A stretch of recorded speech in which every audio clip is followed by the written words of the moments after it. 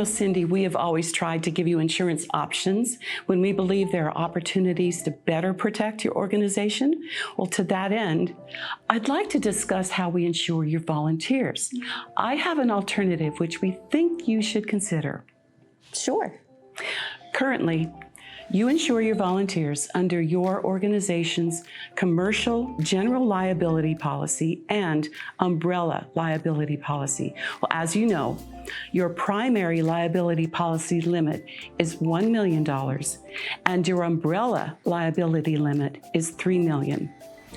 We think it would be better to separate the coverage of your volunteers rather than continue to include them on your organization's policies. Take them off our policies. Why? We appreciate how important your volunteers are to you, and we understand how important it is to assure them that they are being protected from liability claims. But by including them in your policies, you are sharing the $4 million in total liability limits with any volunteer whose negligence may cause someone serious harm.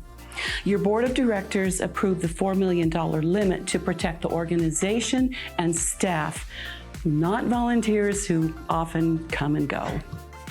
They come and go a lot. Sometimes I don't even get a chance to meet a volunteer before they start an assignment. So, in addition to sharing the limits concern, by insuring your volunteers under a separate policy and a different insurance company, you maintain full control of the defense of your organization. There are lots of times when injuries or damage caused by volunteers are caused because the volunteer was reckless or acting beyond the scope of their duties.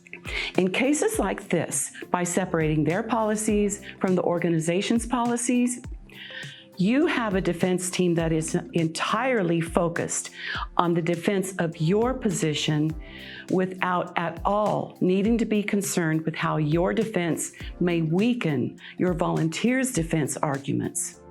I never realized we were sharing our whole $4 million with volunteers.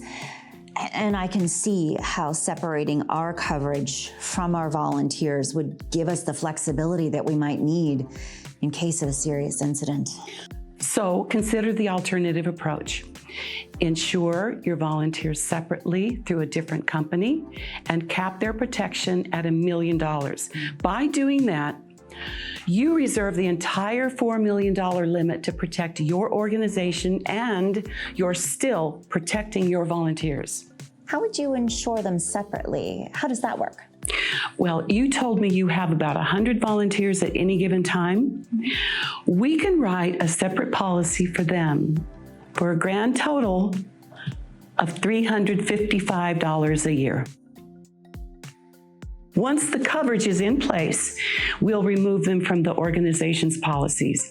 It's very important we remove them or we won't have accomplished our purpose. Will we save any premium when we delete them from that policy? No, the insurance company usually includes volunteers for no extra charge. Why? Why would they offer additional coverage for free? Because they're not really exposing themselves to any greater loss.